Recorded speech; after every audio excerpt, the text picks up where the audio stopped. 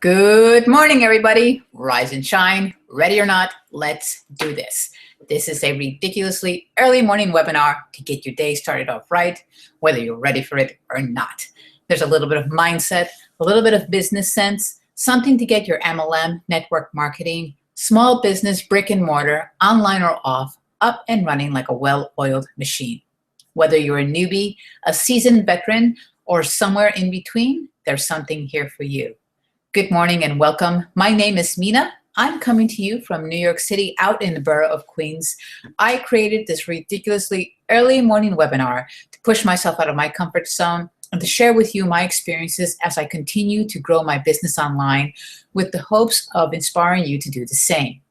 Let's grow into success together. There are two parts to this webinar. There's a mindset portion and there is a business sense portion. And the content that I talk about are articles that I find uniquely inspiring that could be readily applicable to what you're doing right now. So today for the mindset portion, it's all about responsibility. Putting on your big guy pants, your big girl pants or panties on, as they like to say it, and taking responsibility for your life. And it's inspired by C Maxwell. Let me tell you about Robert Downey Jr.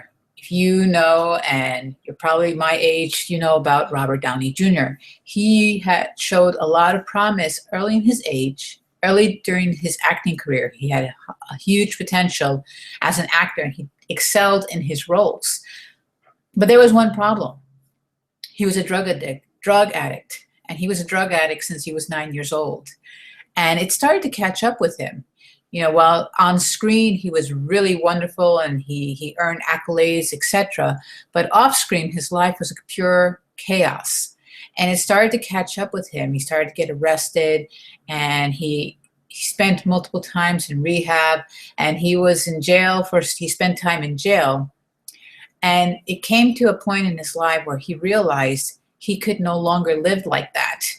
You know, because he was becoming uninsurable in the movie industry. Nobody wanted to insure him because he was just that unstable. His life was so unstable. So in 2002, he decided he was going to take responsibility for his life, and he reached out for help. And he got the help he needed, and he turned his life around. And today he's a very successful actor, and he's now highly disciplined, and he takes responsibility for his life each and every day. And he surrounds himself with people who holds him accountable for his actions. And he stays busy with his work. And when they ask about his past, he does not deny his past. He does not minimize his past. He takes responsibility for his past as well. He learned from it. And he said this. He said, to me, here's only one thing. You take responsibility, whether you're outraged by the results or not, that you in some way participate in and create what your experience is. I don't pretend it didn't happen. So Robert Downey Jr. takes full responsibility for his life. You know, he doesn't minimize what happened in the past. He said, yeah, he manned up to it. He owned up to it. Yeah, that happened, but I decided to change my life around. So John Maxwell teaches that responsibility is the most important asset a person can possess, the most important ability that a person can possess. Nothing happens to advance ourselves, to advance our potential, until we step up and say, I am responsible. So each and every day we make decisions that affect the life that we are now. What we're living today is a result of decisions that we made yesterday. And if you're not happy with what you have right now, you have to take responsibility for it and think about what can you do to make it better. It's easy to sit back and complain and whine why your life isn't the way you'd like it to be. But it's another thing to just sit down and think about, well, I don't like what I'm experiencing right now. What can I do to make it better? And that is taking responsibility. When you realize, okay, I'm living this way right now because I did this yesterday, made this decision yesterday, and that is the result of what I did yesterday, what I'm living today. And I'm not very happy with what I'm living right now. So I'm going to change it. I'm going to see what I can do to change it. Maybe it's maybe it's doing something different with your life. Maybe you're not as healthy as you want it to be. And you're going to take a small step and start walking every day, or doing a bit of jump rope, or doing some yoga, or running, or jogging, or starting small to improve your life health-wise. Or it could be you're not happy with that job you have right now. Like you want to pursue a dream, you have a dream, and you decide like on the side, you can start pursuing your dream. You can do something that you want to replace your full-time job with. You're going to start small on your side, and you're taking responsibility for your life. So if you don't take responsibility, you give up control of your life. Now that's an interesting thought. John Maxwell teaches this, and it's a golden nugget. Every time you fail, you have a choice. You can take responsibility and analyze what went wrong and decide what you're going to do the next time around, or you can back away and run away from it, make excuses, and blame other people. But with the latter, that puts roadblocks to achieving your potential. It puts roadblocks to your success. So every time you fail, you have a choice. A, take responsibility, analyze your actions, and decide what you can do better the next time around, leading to growth. Or you can shy away and never grow at all. I would take the first one, and I know that you would too, right? So we man up, we woman up, put up our big man pants, get big girl panties, whatever you like to say, and take responsibility for our lives, our actions. That's going to lead to growth because we examine it, decide what we could do the better next time around, and we're going to grow further from it. We learn from it. So here's some insight from John C. Maxwell to put some things into perspective. He says that some things happen to us that are completely out of our control. But there are other things that happen to us that we share a little bit of the responsibility in. So he gives us this exercise, and you can put this down in your journal if you keep a journal or notebook. Write down some things that happened to you that you think was somebody else's fault, and examine them. Perhaps you share a little bit of the responsibility of what happened to you. It could be, say, you were in a car accident, and you say, no, it was that other person's fault. But if you sit down and really examine it, what happens if that car that you saw that was doing a U-turn, you felt like, no, I can't wait for that person to do a U-turn, I'm going to zip by him. But you, in essence, you got into the accident, you wrecked, you damaged your door, your passenger-side door. Maybe you were driving a little bit too fast. Maybe, maybe you passed that stop sign when you should have waited. We all share a little bit of responsibility on things that happen to us, and most of the things that happen to us. So it's good to examine that and rectify that situation, figure out what you can do better the next time around. Maybe you need to practice a little bit more defensive driving. We all can practice more defensive driving. How about talking about your business? You tried a business and it didn't work out for you, and now you blame your upline.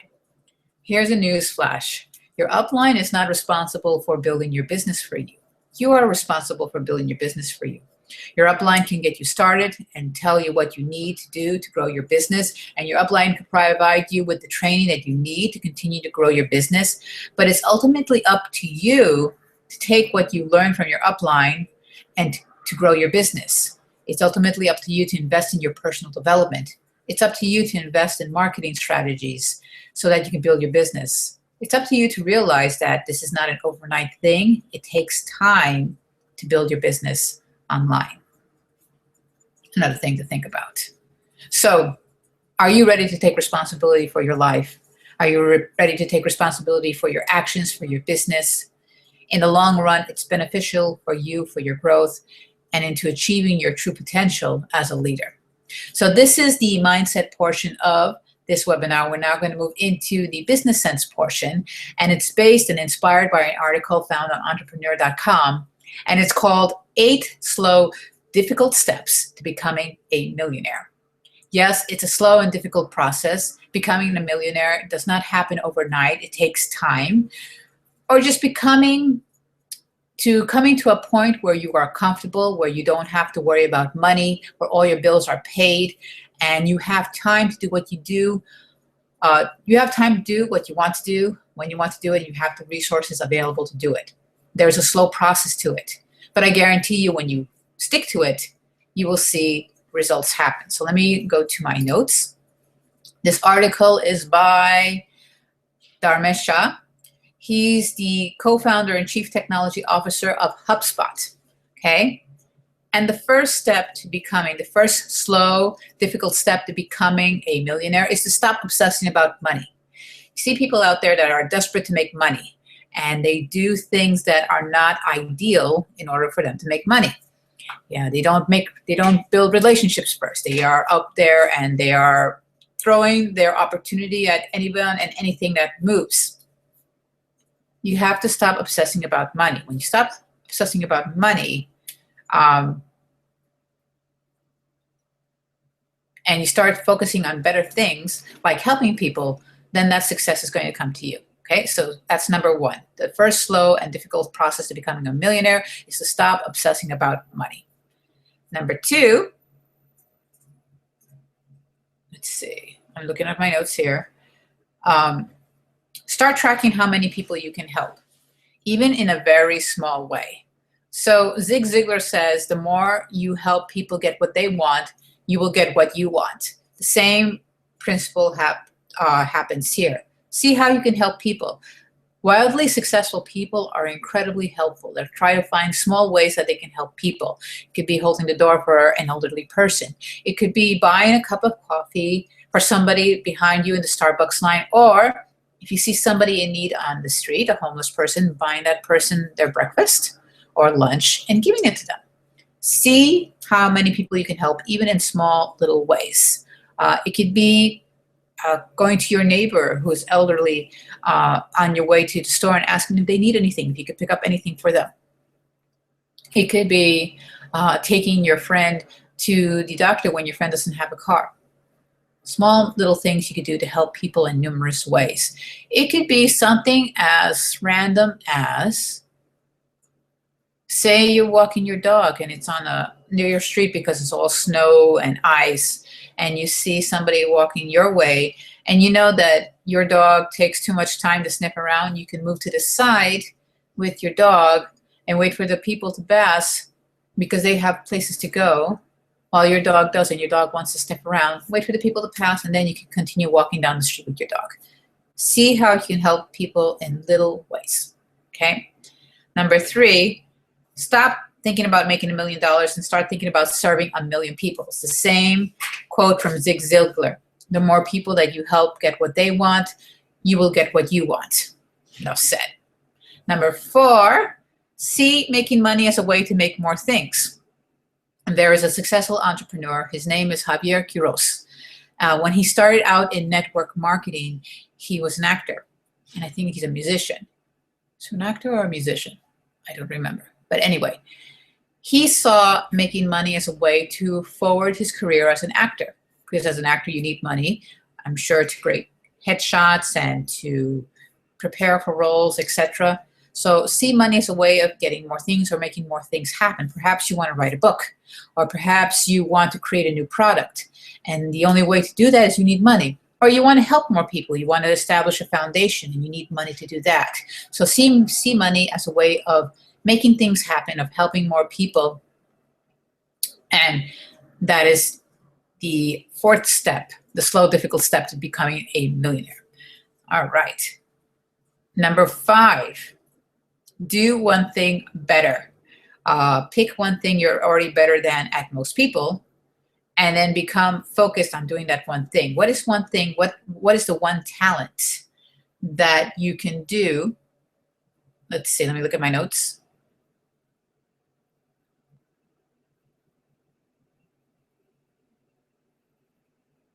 Okay.